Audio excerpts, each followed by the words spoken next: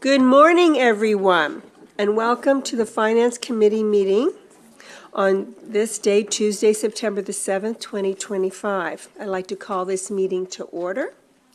And first, we'd like to acknowledge that we are in Mi'kma'ki, the traditional territory of the Mi'kmaq people.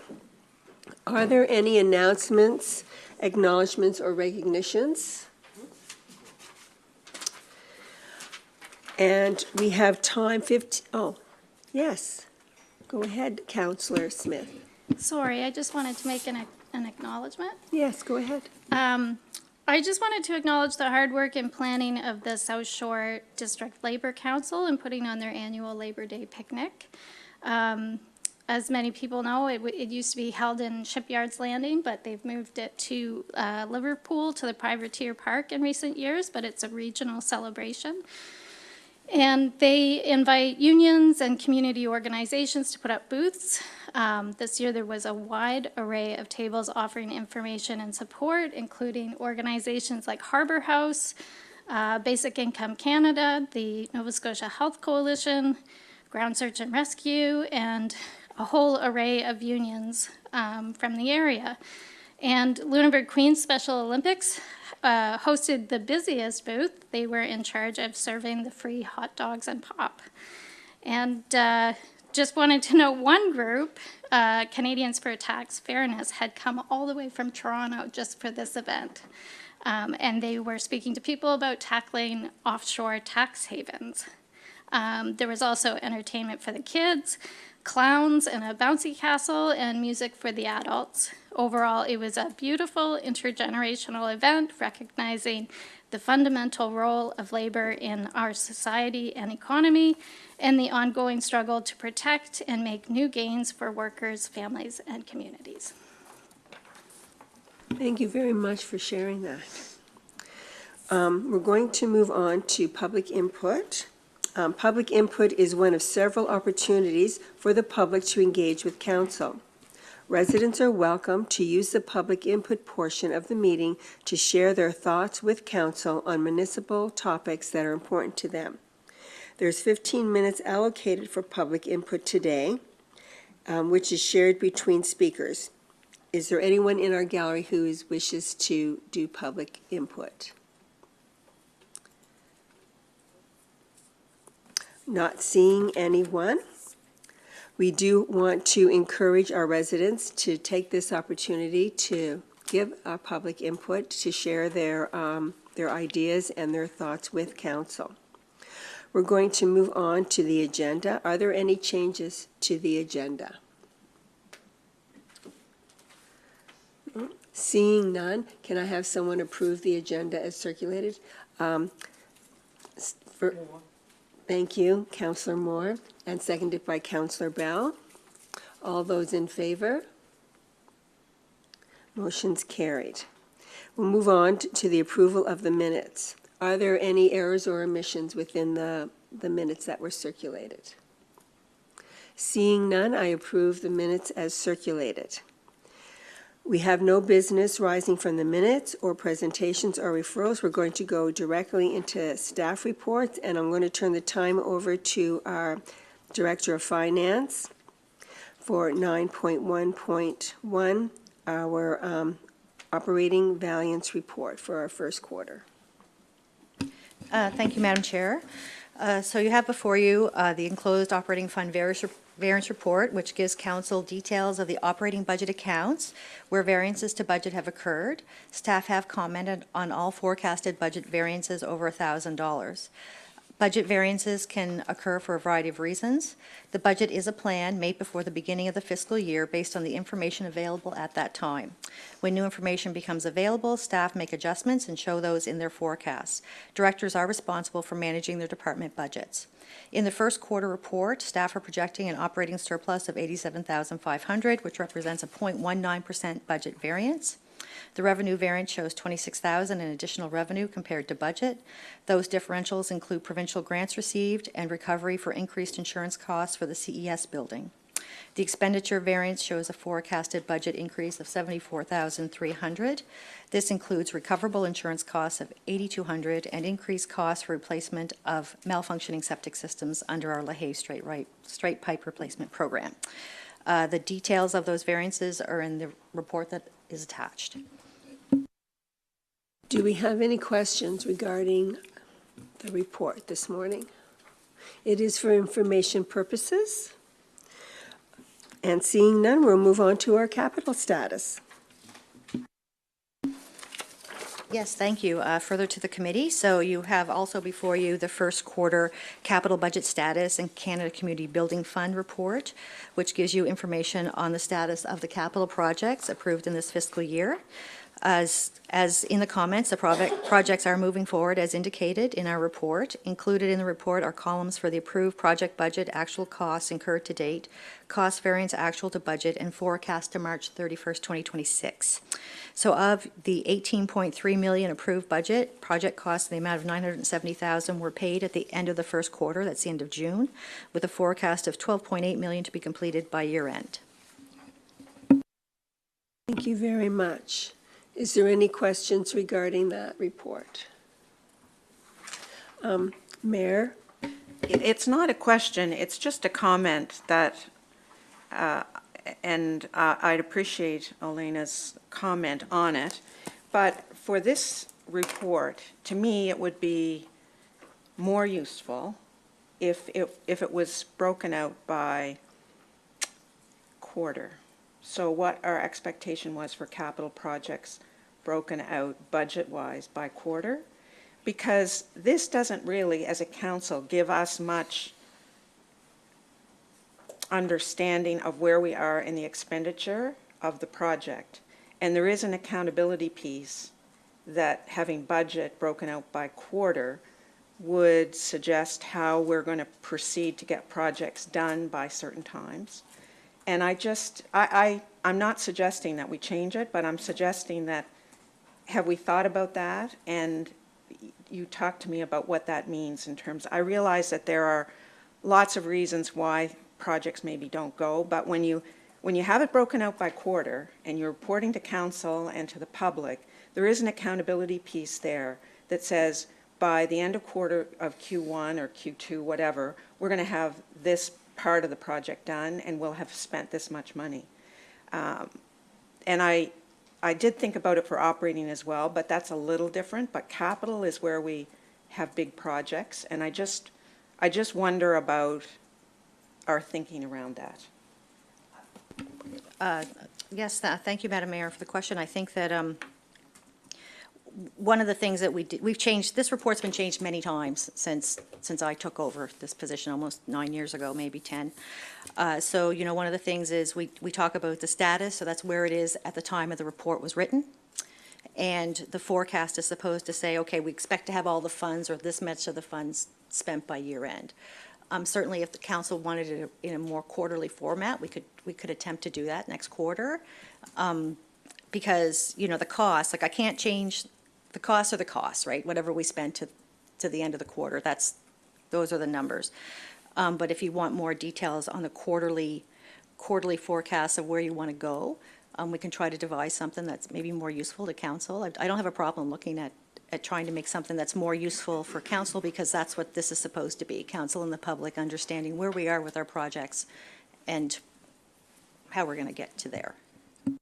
If I may, Madam Chair. Certainly. I don't find this particularly useful because it says, okay, well, we didn't spend it all. There's lots more time out in the budget to spend it. I'm not, and I don't say that, you know, in a flip way. I just think that there is an accountability for project management, and I recognize that the budget is tied to that and the process. And I just wonder, and I'm not suggesting we change it, because I don't know all that might be considered in this, but it points to that accountability of when we create the budget and we set out our capital projects. What I've noticed, you know, in some years, because I've looked back a few years, this happens, like, there's not a lot of spending, and then all of a sudden, we get to the end, and there's like, and then we end up with projects that get carried over. And I just wonder if this might help, from a council's point of view, our understanding about why are we not getting on with this in a more expeditious way? It is about the accountability of spending through the year and pushing projects along and trying to be more aligned with the spending in that budget period. Again, I'm not suggesting we change it. No. I just bring up the issue, and I wonder about a conversation, and maybe when we're looking at budget for another year, this could be part of it. But it's trying to get projects done and allocating budget to the period so that we continue that effort to work through it during the year. Recognizing that stuff happens and that we can't always do it, but there is an accountability piece here. Yes, through, I was going to say that our deputy CAO would like to kind of, to make it. Answer and then I Okay, can add on to all it. right, thank you. sure, I think that you're right, this is like a financial report, not a project management report. So, yes, they are, and I think that I totally agree with you on that. So that's looking at a more detailed, information on project management for the projects that you have approved for this year. So I think that I can leave that to Alex to see if he has some ideas on how we could get that to move forward. What a beautiful volley. So Elena has made adjustments, as she's mentioned, to the reporting, and one of the changes is around the section on status, which used to just fall under the project description. She's created this separate component.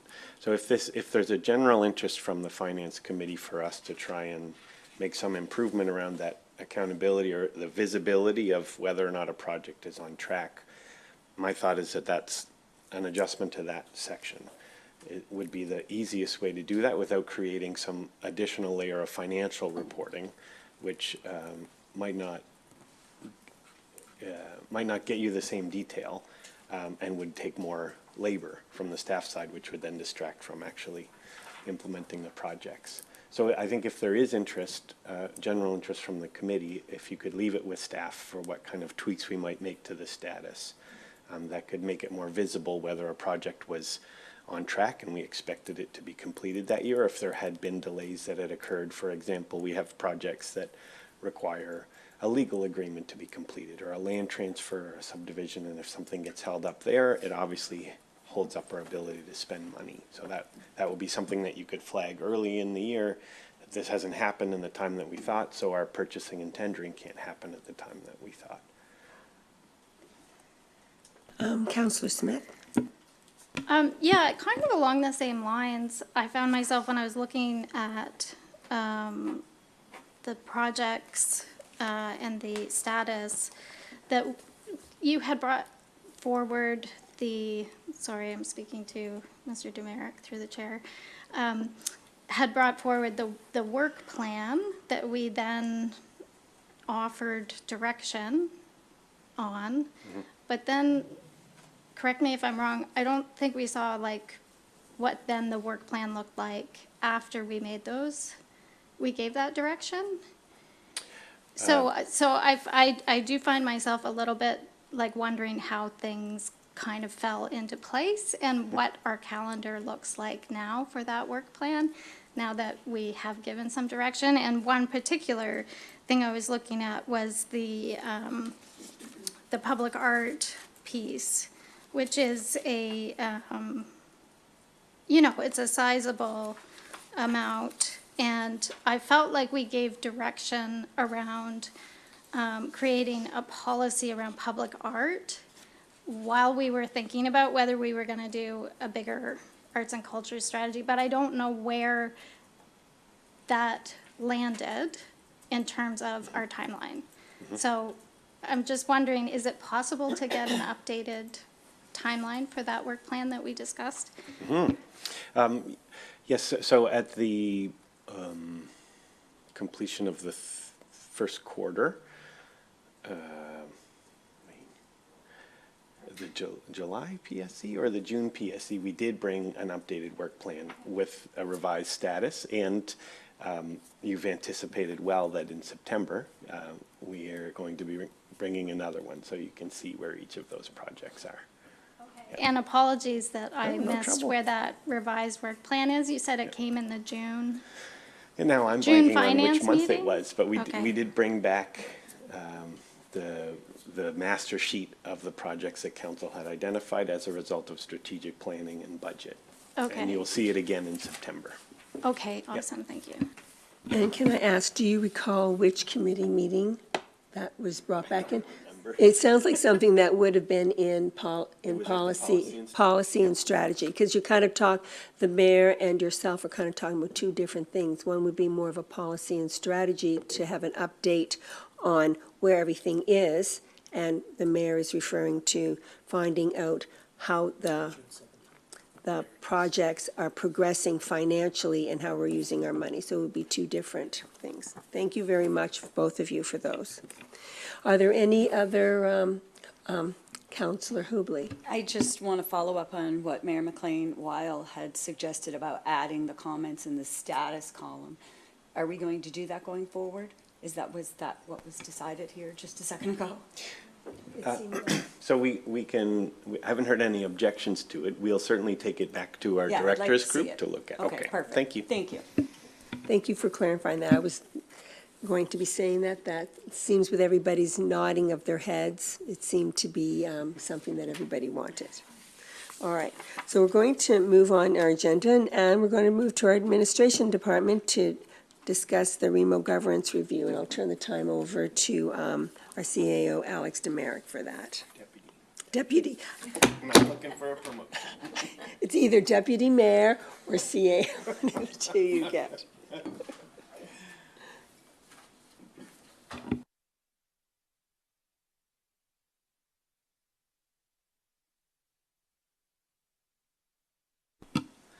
Okay, so we are having a facilitated conversation between the 5 partners of the Emergency Management Organization, and it was requested that we do a quick update and review with our councils in advance so that the day was as effective as possible and folks had the appropriate background. So this should be a significant amount of review of material that's familiar to you.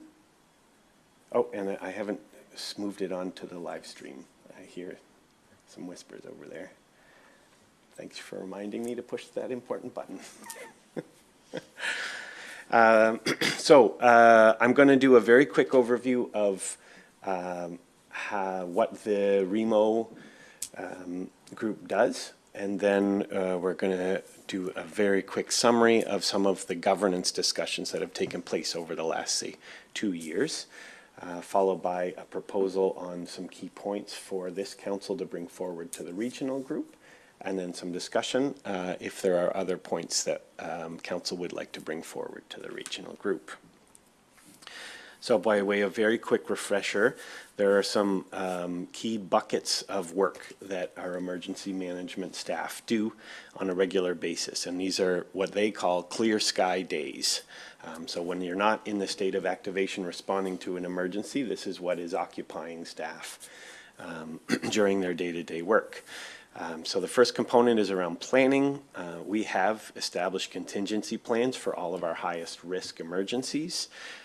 And so they are regularly amending those, reviewing them, making sure that they are realistic. Part of how they do that is we have a planning committee that involves stakeholders and partners that we work with during emergencies. So folks like representatives from the Department of Health, Department of Transportation, emergency services like fire, police, EHS, all come together and look at those plans and help us make sure they are still current and up to date with the right contacts in them. And then they also bring forward plans and policies such as contingency plans or comfort center policies, for example, at our advisory committee. So that's the Regional Emergency Management Advisory Committee, or REMAC. So each council appoints 2 members and an alternate to that group, and the staff prepare for those meetings. They bring forward this policy material for them to review. Another very important function that they are doing is training and exercising. So it's not enough to simply have emergency plans prepared. Your staff have to know what they are, and they have to be comfortable implementing them. So they do that with multiple different groups. They'll do large-scale practice ones that will draw in stakeholders to do exercising with us. They'll do it with the core group of municipal staff that regularly support them. And then they also work with folks that are called AECs, or Assistant Emergency Coordinators. And these are folks that have been given a small additional responsibility in each municipal unit to do emergency management work. Our emergency management staff also participate in any provincial training that's offered, working to make sure they stay up to date on the current trends and changes in their field, as well as the provincial program, which is in a high state of flux right now. And they also offer training to staff who are not regularly involved in emergency management, called the Be Ready training, just to make sure that they understand what happens in an emergency, what's the responsibility of municipalities, and what might happen in terms of a request for assistance from staff who aren't trained for a specific position within our coordination center. Again, building on that concept of it's not enough to simply have plans on paper. Critical component of having living, breathing, and functioning emergency plans is maintaining the contacts that are required to execute those plans. And so emergency management staff spend a lot of time making sure they're in touch with community groups. They're in touch with suppliers that might have things that we'll need, for example, transportation or generators, those kinds of things, and obviously government departments who have access or ability to get us things that we will need. This also extends to, for example, community halls that run evacuation, or comfort centers for us, or large facilities like the NSCC that will serve as key hubs for us. They also do a component around public education and outreach. So 72-hour preparedness is a really fundamental pillar of emergency management. There's expectation and a hope that residents will be prepared to be resilient on their own. And so their messaging around 72-hour preparedness, being able to shelter in your home for 72 hours while things like power are restored or roads are cleared from hurricane or flooding debris and those kinds of things. And so they regularly do outreach with community groups. They do pop-up sessions, and they run specific training to help people build emergency kits and those kinds of things. There's obviously governance and administration work, preparing for advisory committees, preparing budgets, tracking expenditures, and information management. And then the thing that everybody sees that they do, which is the actual emergency response. So they are on call. There's always somebody available, because unfortunately emergencies don't only happen during business hours. And then when we are activated, they and the AECs are the folks that bring staff together and notify them, and they have a critical role as we build an emergency coordination center and making sure the information goes to them so that they're prepared, and then they act as advisors and really critical information sources when municipal staff are actually running an emergency coordination center.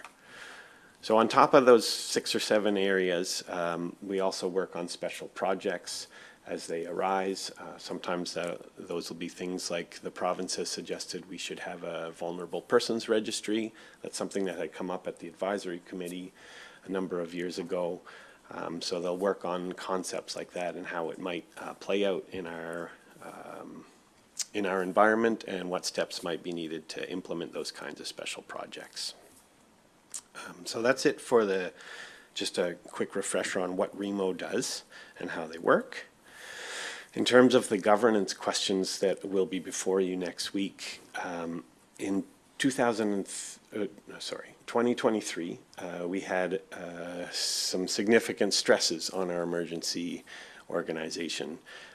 Both the wildfires that surrounded us in Tantallon and Shelburne, and also flash flooding in July, and then compounded by then a total lack of rain later in the year. So there was a lot going on, and after every activation, our emergency staff do what they call an after-action report. So it's a post-mortem. They look back at how things went and what things we might be able to improve. When that report was brought to REMAC, the advisory committee, we concluded that there was additional capacity needed in order for us to be able to respond effectively and provide the best assistance to our residents. So the 2024-25 budget included an additional staff person. At the time, it was we had one emergency manager, and the 2024-25 budget added a staff position. The REMO staff and me as the lead staff person who supports the REMO organization, we felt like the logic was quite clear and that had been well communicated to councils. However, when it got to Chester for their approval, they objected and did not approve the budget, which was the first time that had happened since the organization had been created. There's steps in place for the approval of the budget, and Chester's refusal to approve the budget didn't affect the actual implementation of the budget, but it did create cause for concern that we had a partner that wasn't supportive of it. One of the most fundamental reasons why a shared service will fail is if all the partners don't see mutual benefit in it. And Chester was clearly signaling that they were having trouble seeing a mutual benefit in the approach that we were taking. So even though the budget was approved, we had those concerns, and the advisory committee agreed that we could look at some governance questions to see if we could address Chester's concerns. So this past January, the advisory committee did meet a couple of times and confirmed a couple of things. First, everybody did agree that there is an increasing demand for emergency response, whether it's through climate change, whether it's through the province sending strong signals that they will be increasing the expectation of municipalities, or simply from residents who are expecting a higher level of response from governments. We did confirm, and Chester also agreed, that more resources were required to be put towards emergency management, and that it was valid to add another position to the organization. And there was agreement that emergency management works best through cooperation. We've had a number of activations where the staff from the unit themselves aren't immediately available, but because we rely on this regional collaboration system, we're able to step in. The most recent example was the evacuations centered around Bonnie Leaf Farms with a propane leak. So no Chester staff responded to that emergency, but we were able to stand up a comfort center, evacuate the residents from the area using our assistant emergency coordinators, using deputy CEOs who are on call, and our emergency management staff. So we were able to take care of that. And that's a regular feature. Again, when we see a longer activation, it's not advisable to have the same staff constantly doing shift after shift in emergency coordination centers. Having a pool of 5 municipalities to draw on staff is another excellent reason why the regional approach certainly works better. And that was confirmed. The advisory committee and all of the partner councils agreed that these were fundamental reasons behind the changes in REMO and the logic behind the organization. Specific questions were also discussed during those workshop discussions and committee discussions around the governance and the agreement itself. So currently in the agreement, the budget can be passed with 51% of the budget approved, so the funding from that, and 2 units. And the number 2 was not revised when the town of Lunenburg joined us about 5 years ago. And so there was some agreement that could easily be changed to demonstrate that there was broader support for the budget, even if one partner was objecting to it, and to try and address the concern where Remo Partners believed we had consensus that we wanted to add a staff person, and then Chester Council was surprised. We adopted a different approach for the budget last year, where it was developed for REMAC to review. REMAC approved a draft, and then all councils were invited to a joint budget presentation so they could see the information, have it presented by emergency management staff, then take the discussion back to their councils before they were asked to approve it. And that seemed to work quite well this past go-round.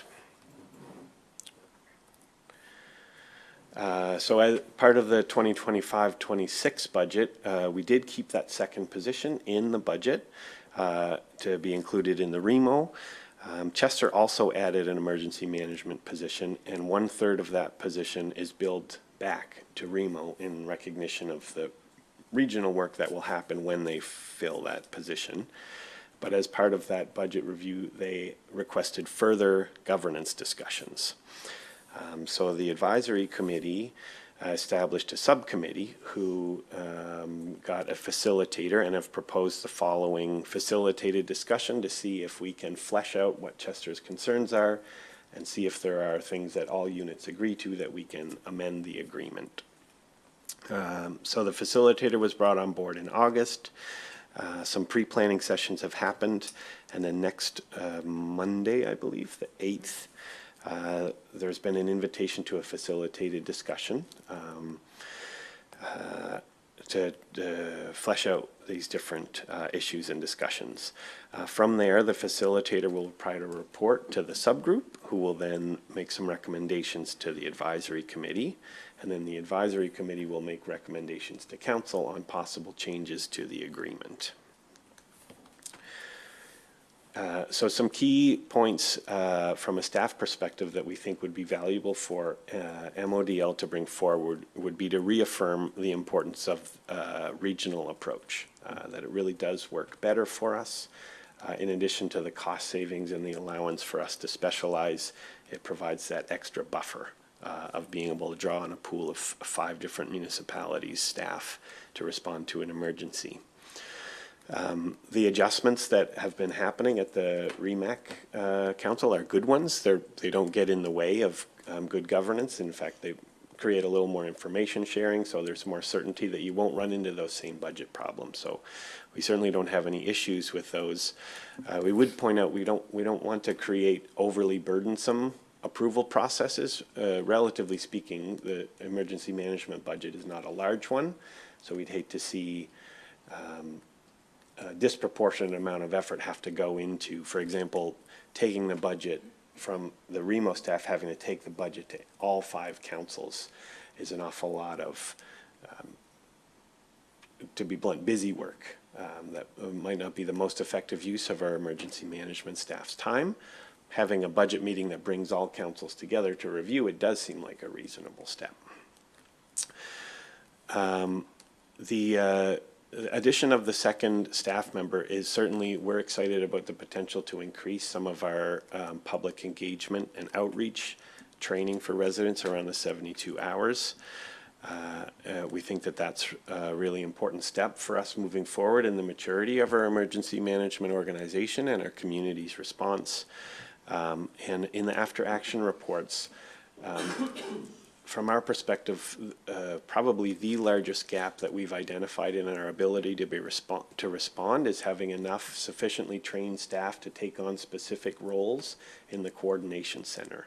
We've called that our activation gap. REMO staff estimate that we need a minimum of 33 trained staff to fill those positions. We currently have about half of those who are competent in a specific what's called ICS, or Incident Command System, position to fill those coordination centers, and we have commitment from each of the units that they'll provide staff to be trained on those. That's a critical gap that we would like to address in the next year or so to make sure all those positions are filled. So from our perspective, from your MODL staff, we're suggesting that that is a high priority, and we want to focus on that each of the units make a commitment that they'll follow through, make those staff available, and allow them to be trained and available sort of on call so that they can be called in when we have to stand up a coordination center. So again, those discussion points for council today, are there other governance issues that you want to address? And then we have been asked to confirm that we will at least have some representatives and then some numbers. You can just email me those perhaps afterwards so that they know to have enough coffee on hand, sort of thing. Are there any questions? Councillor Brooks, thank you. Thank you, Chair. To our Deputy CAO, so as we get into the, come into the winter season, I think everyone is thinking about our 2-week ice storm last year. This may not be the right place for a governance, but what I'm concerned about is how do we, as Modal, take care of our own? So last year, when many of our constituents were stuck in their houses and couldn't even get out of their houses, what in everything that you're telling us, Alex, gives us new powers to take care of our own? I spent so much time last year on emails and on the phone to try to, get the province to move more quickly. I understand the ice storm was everywhere, but did we not have any resources of our own? Do we not have any resources of our own that could come into place? Because that was a public health and safety issue, and I don't feel like it was handled the best. So I don't know if there's been post-mortem within Remo after that, but I'd like to know how we might handle that differently the next time around. Because everything you're telling me is logistics and it's management and stuff. I want to know where the snowplow hits the road this December when we have another 2-week ice storm. Yes, so that you've hit on lots of critical issues that we encounter during most of our activations. Being a rural municipality where we don't necessarily own the infrastructure or directly provide the service. So for example, in a town with road clearing where they have a public works department and do that internally, it's a different scenario than for us as a rural municipality where most of our residents, virtually all of our residents, really live on provincially maintained roads. So part of what we do is submit requests for assistance and highlight priority areas. Two things that are changing for us. First of all, the logistics and the sort of activation gap increases our competency to gather information and submit prioritized requests to the province. So that does translate into improved assistance for residents. The other part is that one of the positions that we'll have started offering, but we'll be training and have more robustly, is a public information line. So if residents are experiencing issues, for example, they lack access to the road network because of the aftermath of a hurricane or an ice storm, and they have particular needs that do make it, for example, a health issue, they can contact this line and that will help us prioritize, for example, getting oxygen to a resident that is dependent on oxygen to live or needs their road prioritized so that VON can get access to provide some critical home care to them. But the reality is those will provide some improvements, but don't remove the need for residents to do everything they can to be prepared to shelter in place for up to 72 hours, and then for us to have more capability to come in and provide assistance so that they can continue to shelter in place beyond that if, for example, it's an ice storm that's extending longer than that period. And then the final component is vulnerable persons registry is something the province has indicated they will be rolling out. We're eager to see the database infrastructure be centralized, and we're in discussions with the province about how that should happen because of the privacy implications and the redundancy of having 50 municipalities do it themselves. We really feel strongly that should happen at the provincial level. But internally, we've had some plans and some discussions with REMAC on what it actually means and how we can make it significant to our residents. The analogy is the critical care or critical customer list. Essentially, Nova Scotia Power has a version of this where you can register and say, I need power to my home restored quickly because I have medical devices that need electricity to operate. But the purpose of the list is I think broadly misunderstood in the public. It doesn't increase your priority for getting power restored. It gets you a robocall that tells you how long they expect your power is going to be out for. And we don't want to duplicate that system with a vulnerable persons registry. So what we believe would be most effective is that when we have residents identify themselves as having some level of vulnerability or need for extra support during an emergency, when they register, our staff would go and help them build a tailored 72-hour preparedness plan that takes into account their own special needs, so that we're actually providing a service rather than simply a robocall type service that just identifies for them, yes, we hear that you're out of service. Mayor McLean Weil? Just further to this, I don't know if you want to have any clarity on the provincial plans for more extensive emergency measure coordination and how our group fits into those plans. Maybe there's not more we know at this point, but if you know something that might help contribute to the importance of our unit working well and how that fits into the bigger picture, that might be helpful for us to know that as well. So in the last couple months, we did review with council some draft proposals that had come from the province. We saw there's certainly the move towards having a stronger emergency response in Nova Scotia is welcomed. It would be great. There's definitely gaps. We have some big concerns with some of the approaches that the province is taking. So they are investing in field staff so that there'll be regional staff that know our area that are assigned to us. But we are concerned that they're asking for whenever they activate that we will also have to activate even if the issue doesn't affect our region, for example. And then we would be required to send staff to their regional operations even if we weren't activated and it wasn't affecting us. So those, that's just one example of some concerns that we have with the approach that the province is taking. How it might relate to this particular governance discussion is they've sent some strong signals that they expect all municipalities to participate in a regional group. And we obviously certainly support that. We think that our group is probably the right size, given that we're experiencing prolonged governance questions around a group that's generally operating quite well. We'd rather not see that expanded, for example, to have to include Annapolis or Kings or Queens, for example. But it does add further reinforcement that we should be able to clean up these issues in our backyard.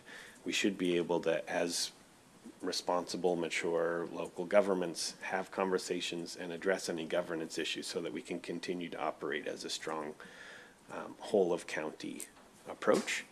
And I think that's probably the biggest factor for us, given that thanks in large part to Angela Henhofer's expertise and her passion for emergency management, our program has grown significantly and become much more responsive and competent in the, say, 5 years that she has been working on that. And that has put us in a position where we are more prepared than most other regions in the province. And so some of the changes that they're proposing around minimum standards and having staff capability to provide a public information line, for example, those aren't a big stretch for us. They were already in our work plans, whereas other regions, that's going to be quite a shock and a challenge for them. So I would say the biggest element for us is we want to keep apprised. We want them to do these changes collaboratively, so they're not imposing changes on municipalities without understanding how it will actually play out on the ground. But we're supportive of improved standards, improved emergency response across the province, and the requirement for a regional approach. I'm not sure if that does address question you had? Just maybe further to that, given the circumstance we're in now with the fire at Long Lake, and is there any evidence that lessons learned from, and this is a little off topic, but it is relevant, lessons learned from both Shelburne and from Hammonds Plains are evident? It feels to me, without, just as a bystander, that there are some lessons that seem to be more evident. But is there coordination from provincial with, for example, us who abut right onto it? And I know many of our fire service people have been involved. And if you just want to comment on how that works now, and is that an improvement from where we were, as a way of kind of seeing how we might evolve on this? Yeah. I think that is an excellent example of the high quality work that Angela provides for us. The Shelburne fires were significant and needed lots of fire service response, and we hadn't been in a scenario in recent memory where there was that level of mutual aid being requested. And so Angela stepped up and offered to coordinate that mutual aid between our county and Shelburne County, so that we were providing as much support as we could that they were asking for without depleting our own resources too heavily in any one geographic area. So eventually she established a schedule that involved rotating support coming from all around our county. As soon as the fire response happened in Annapolis County, she reached out and offered, I should back up one more step. As a result of the postmortem, the after action report on the Shelburne fires, discussions with the fire service identified some improvements that she could make to that scheduling system that she had made. And so she did that. As soon as the fire happened, there were some scattershot requests coming from Annapolis County for mutual aid, and our county's fire service immediately said, hey, the Shelburne fires was a great example. Can't we use that system? We were certainly keen to do it. Angela was prepared to put in that work, but we need that request to be coming from the provincial regional staff or the Annapolis County REMO. And they weren't familiar with that approach, so it took us a little while to get that up and running. But it has been in place for more than 2 weeks now, I believe, so we've been centrally coordinating it based on the improved scheduling system. So one would hope that the improvements that the province is making and their gradual increase in minimum standards in other parts of the province that don't have as robust an emergency management organization as us will make that transition smoother, so that they'll know immediately if they're going to need mutual aid requests from Lunenburg County. We're all set up to provide that as a region. You don't have to scattershot start asking Hebbs Cross and whoever you have a relationship with the chief for, because we're ready to provide that support in a more robust and more planned way. Councillor Smith.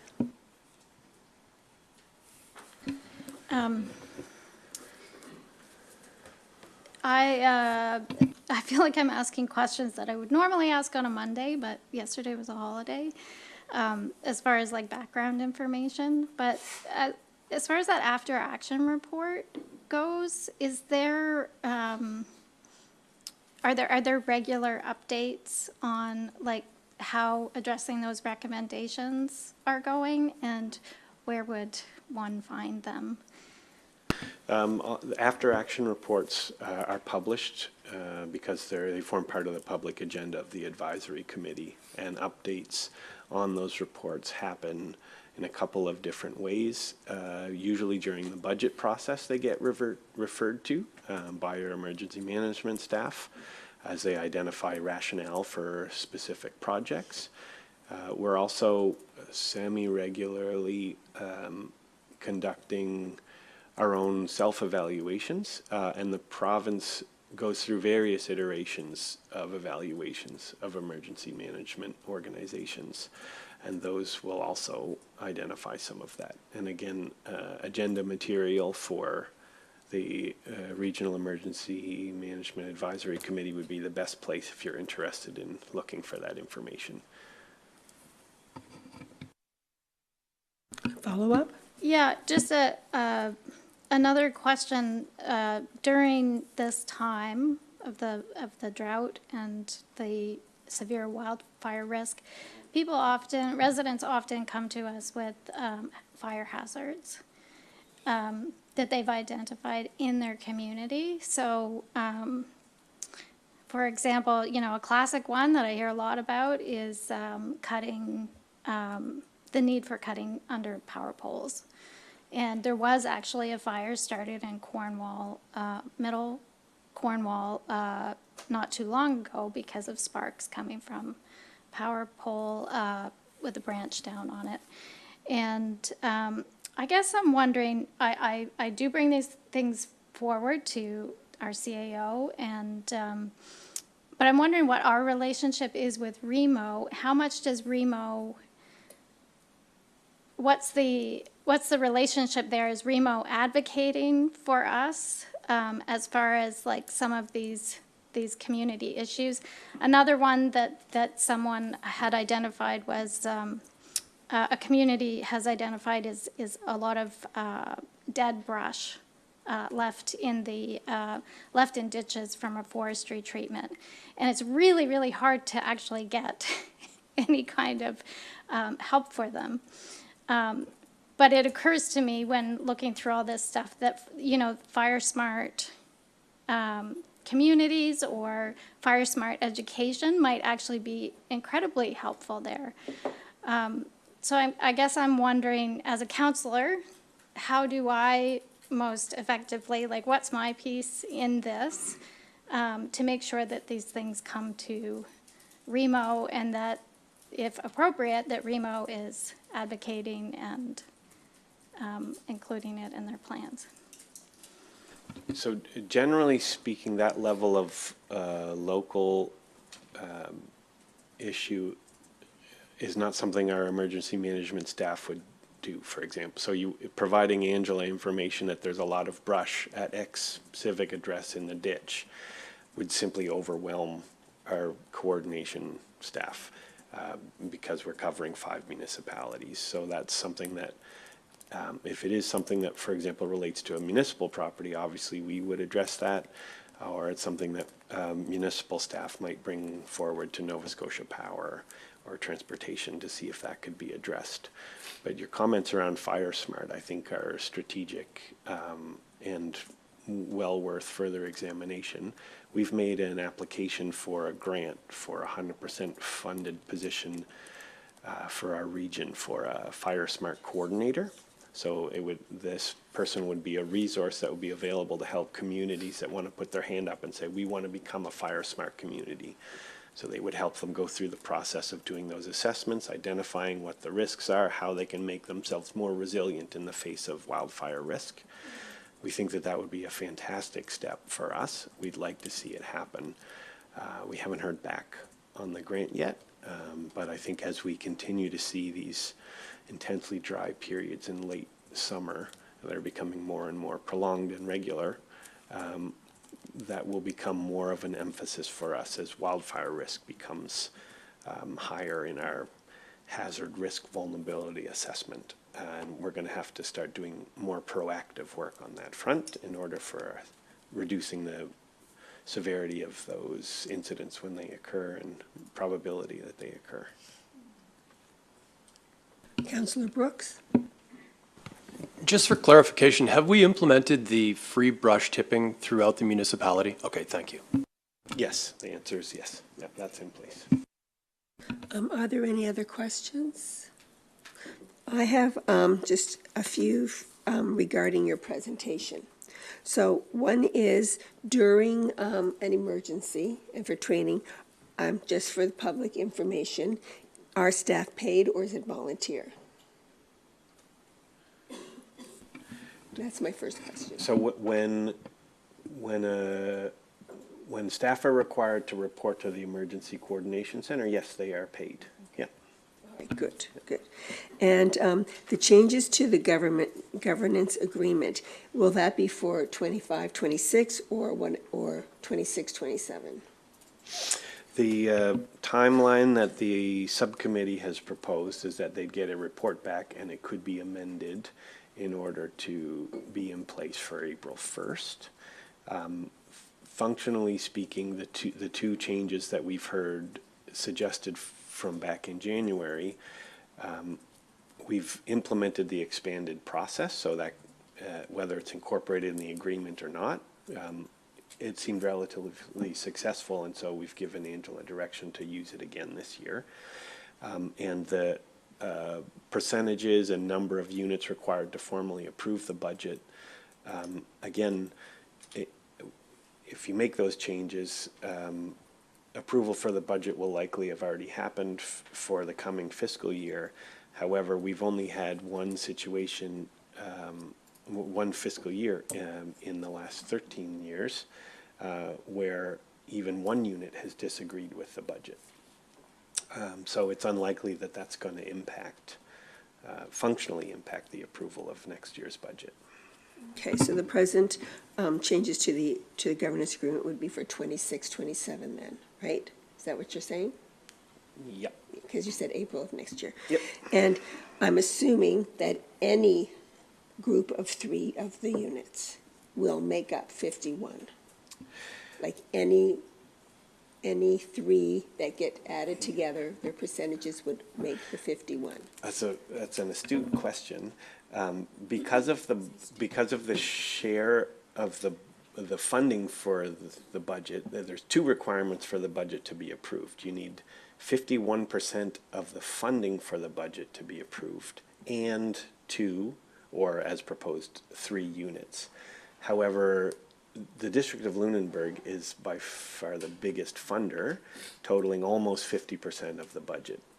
So in practice, if MODL objected to the budget, we currently essentially hold a veto. Depending on how uniform assessment changes that year, it's possible that the other 4 units could total 51% of the budget. But in the most recent years, that has not been the case. So are we anticipating that particular problem or that particular thing to become a problem? So again, in practice, I would say no. Generally, we have a consultative process. We have a good advisory committee that for most units reports back well to their council so that no one is surprised by the changes to the comfort center policy or proposed increases in the budget. We've had 1 year where that was an issue with 1 unit.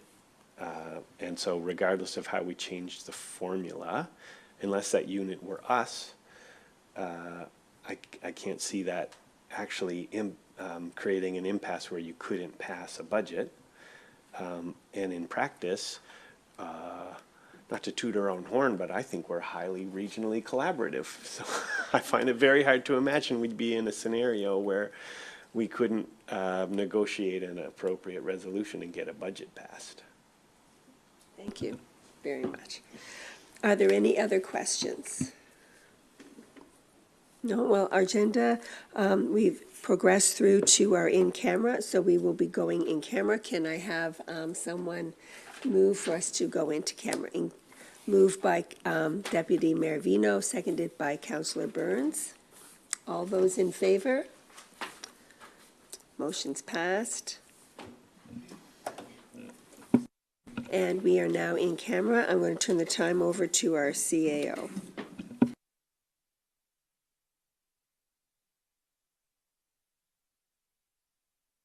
Thank you, Chair. So the in-camera item today is an update on the lease negotiations between MODL and the landlord of the Welltide building. As you'll recall, are we okay? Okay. So Welltide is the new name for Lumia. We had to stop the stream. He's doing. There. Just let it get. Just double checking on the audio. Yeah. Yeah, it's not